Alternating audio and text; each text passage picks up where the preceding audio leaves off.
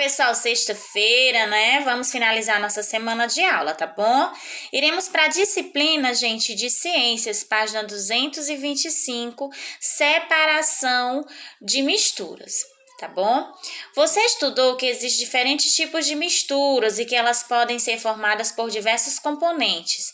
E se em vez de formar misturas, nós quiséssemos separar seus componentes? Isso é possível por meio de técnicas de separação de misturas. Aí nós temos aqui, ó. Leia a situação a seguir. Para preparar café, Samuel adiciona 2 colheres de sopa de pó de café no filtro de papel. Em seguida, despejar água no filtro. Em seguida, despeja água aquecida sobre o pó de café, cuidadosamente, formando a mistura. O que aconteceu com a mistura que Samuel preparou? Complete o texto com as informações adequadas entre parênteses. Aí você vai completar o texto de acordo com as informações, tá bom, gente? Os componentes do pó de café que... Aí tem aqui entre parênteses, ó, não se dissolveram ou se dissolveram na água aquecida, ficaram retidos no filtro de papel. A água e os componentes do pó de café que, aí entre parênteses, não se dissolveram ou se dissolveram nela, atravessaram o filtro de papel e foram coletados em um recipiente.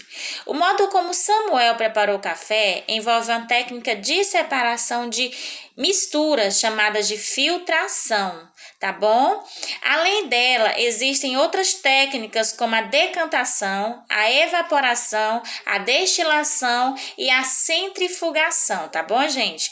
Ó, filtração, decantação, evaporação, destilação e centrifugação, tá bom, gente? Aqui nós vemos a filtração. Observe as atividades que Rodrigo realizou em sala de aula. Rodrigo encaixou a parte superior de uma garrafa plástica em sua parte inferior, formando um funil. Em seguida, ele colocou uma camada de algodão e outra de areia no funil, formando um filtro. Rodrigo colocou um pouco de solo em um recipiente com água e misturou bem com uma colher, até resultar em uma água barrenta. Por fim, ele despejou misturas de água e solo no funil. A água que caiu no interior da garrafa estava menos barrenta que a água que foi colocada no funil. Gente, esse processo aqui ele é chamado de filtração, certo?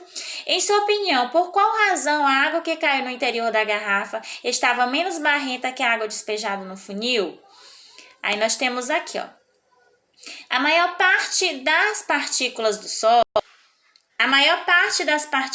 do solo presentes na água barrenta ficou retida no filtro construído por Rodrigo. Essa situação envolve técnica de separação de mistura chamada de filtração.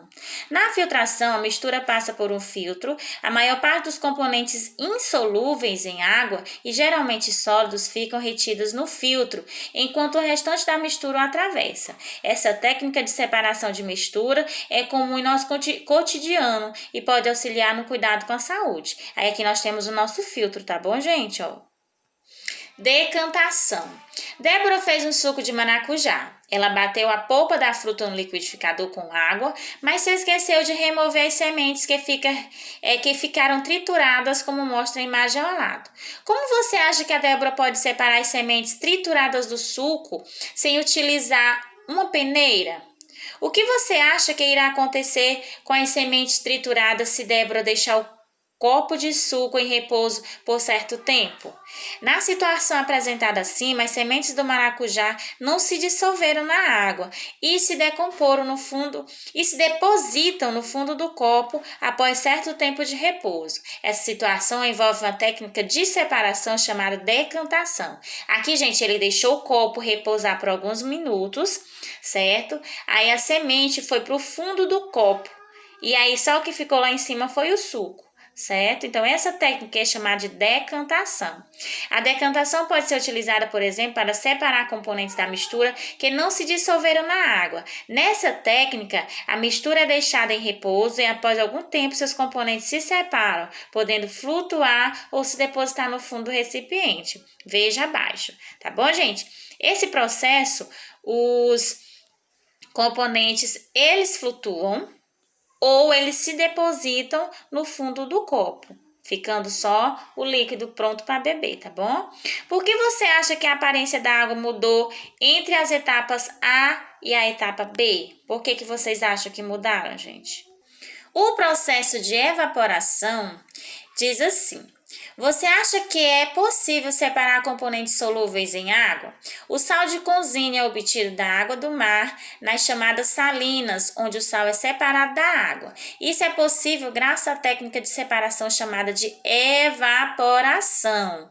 Tá bom, gente? A evaporação é uma técnica de separação de mistura utilizada para separar tanto componentes solúveis como insolúveis em água. Nessa técnica, a mistura é aquecida e a água evapora, separando-se do restante da mistura. Veja abaixo como ocorre a separação do sal nas salinas. Aqui, gente, ó, tá bom?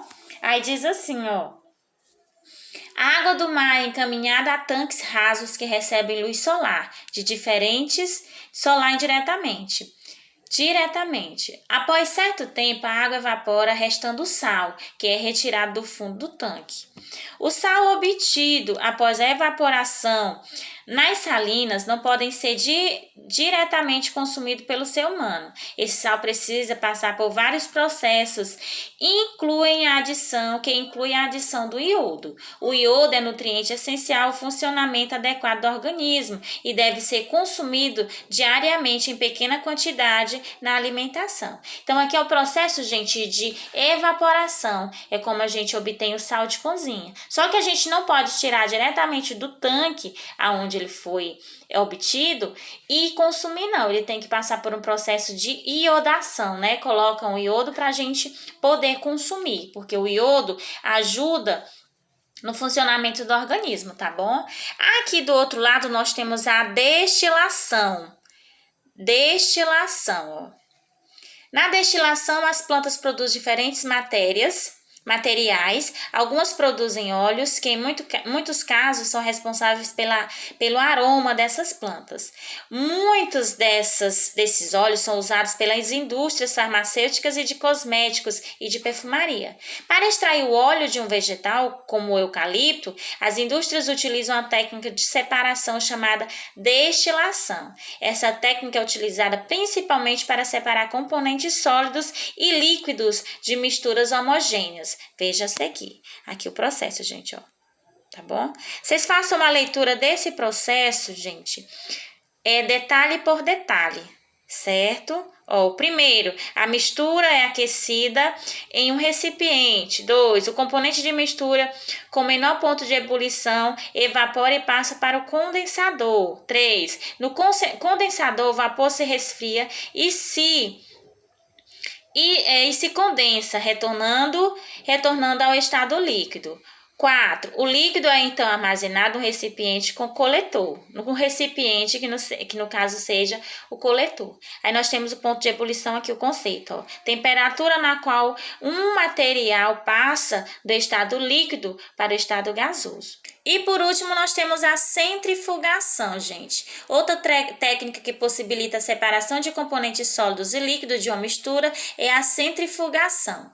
Por meio dessa técnica, é possível, por exemplo, separar os componentes sólidos do sangue, como as células e fragmentos celulares da porção líquida do plasma. Aí nós temos aqui, gente, como funciona. E logo em seguida, nós temos a nossa atividade, tá bom? Página 231 e vamos até a página 233. Gente, leiam com calma para vocês poderem entender, tá bom? Que pode vocês não terem entendido, então só a partir da leitura atenciosa que vocês vão entender, tá? Até daqui a pouco.